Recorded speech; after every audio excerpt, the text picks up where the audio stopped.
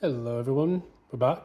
Welcome back again to Aluminum Tower. This is another episode we're going to be doing for February 2025. And as this is the month and the season of love, I guess if we want to play into the whole commercialized Valentine's Day event, that's going to take place on February 14th, where everyone buys chocolates and candies and all that good stuff. I want to just kind of use this time a bit to look into the forecast for love. I haven't really done much love readings. I'm not really a big proponent of searching and vying for love because, I think that comes from within. That's one of the reasons why there's a lot of, madness going on in today's world with people trying to find a partner and, look for love in the next dopamine hit. I am going to try to dig deep into this, do a short reading for this season, and hopefully we can make light of the situation. And just, see what comes ahead. So we're going to do this first off. We have Taurus here. So we're going to do this for the sign of Taurus, Sun, Moon, and Ascendant for the month of February 2025. Who is the next person coming into your relationship life? Taurus, Sun, Moon, and Rising. Who's the next person coming into your life romantically? Who is the next romantic partner coming into Taurus's love life for February 2025? Come on, cooperate.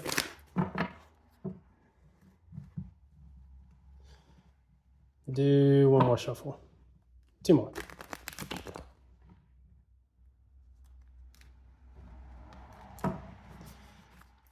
So I've gone back to my trusty dusties, the Rider-Waite tarot deck here. Very strong stock cards, that. But they've never failed. They are the reason why tarot has become so popular, in my opinion. Shared energy. So what's in your thoughts?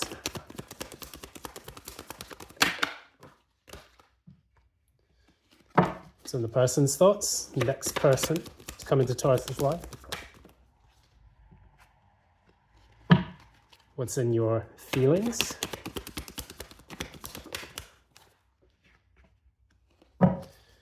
What is in Taurus's future person's feelings?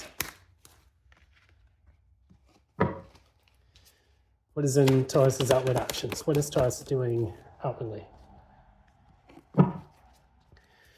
And what is the person doing?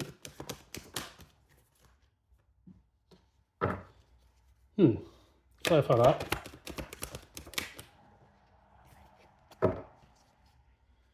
So we have here a card, two of swords, and there's going to be a lot to discuss about this. Turn the camera just a little bit so you can see here. So what we have here is a situation where this does feel a little bit like past energy, but I do think that it has all come to a head. Let's go ahead and we'll shuffle the Oracle deck just to get a quick message.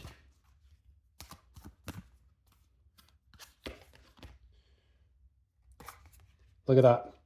The end of a tough cycle approaches, and what do we have as the common energy between the two of you? We have the World card.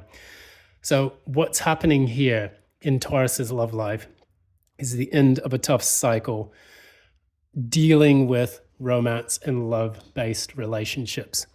And so what this is telling us is that between the two of you, maybe this is a time for you to actually level up, either with a person that you've known from the past or with a new person who is coming into your life. And this is going to give you the opportunity to find someone who is matching you on your wavelength.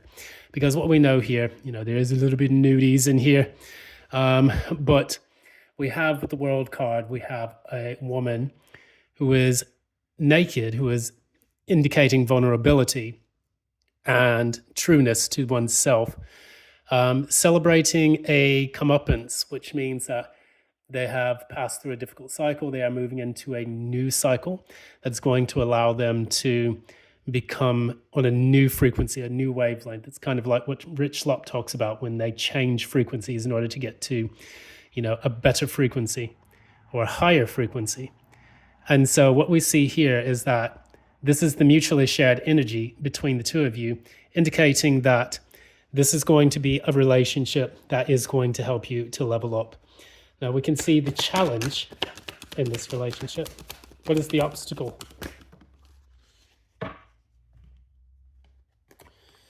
So we have the Seven of Swords is the obstacle. So it's about being authentic, being true. Additionally, avoiding self-deceit, deceiving others, or any kind of trickery.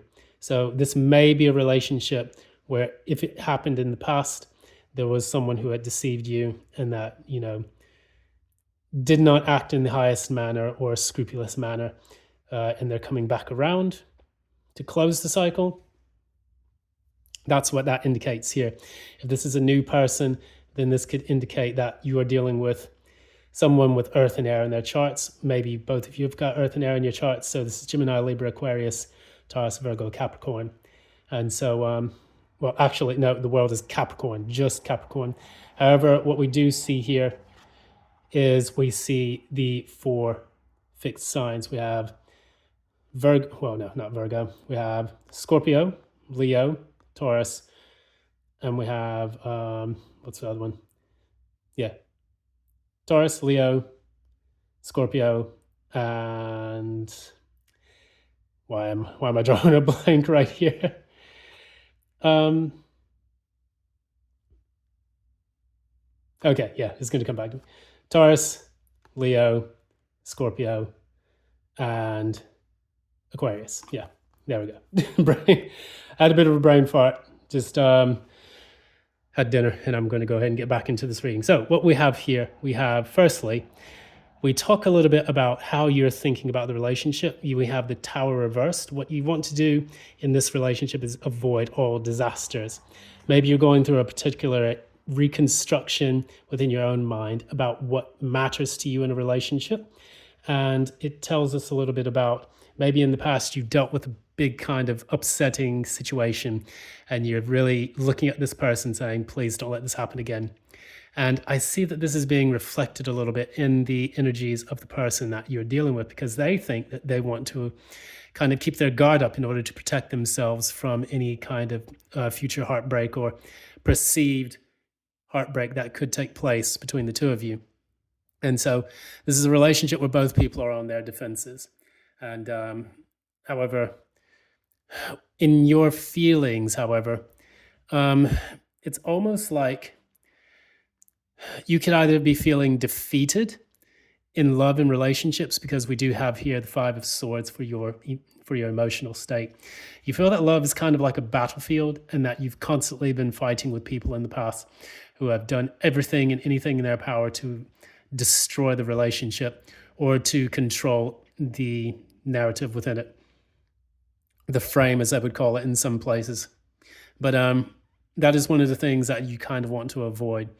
You've been through a lot of challenges in relationships, and you felt that overall it's not been a very good experience. Therefore, you'd rather just avoid it altogether, which is where the Tower in the reverse comes through. However, this person does want to speak to you. They want fast action and rapid movement towards, communicating feelings between the two of you, because this is the 8 of Wands in the feelings position, indicating a communication of, inner feelings and desires. So maybe they want to talk to you, but they're afraid to say what they're going to say, because we go from the 8 of Wands to the 9 of Wands. And in this part, we have the way you are responding outwardly to this new person, or potentially an old person, is the Knight of Pentacles. The Knight of Pentacles always talks about slow, steady progress towards a goal. So it's not that you're not willing to deal with this person, but it is that you want to take your time when speaking to them, when building the relationship. You may be rushed into things in the past where things didn't go so well, and maybe this caused you a bit of grief and suffering. And so what you're trying to do is avoid that again, because the Tower is also rapid movement towards relationships. And that could indicate what you're trying to avoid this time. You're using that Taurian energy to kind of get into the flow of building step by step, plod by plod. Clarify the Knight of Pentacles. It's because you want that Ten of Cups. When you can receive that Ten of Cups, you're working slowly and steadily towards that. And that is not something that you want to rush. It's not a process that you want to rush, because you realize that if you've done that in the past, it always led to heartbreak and disappointment.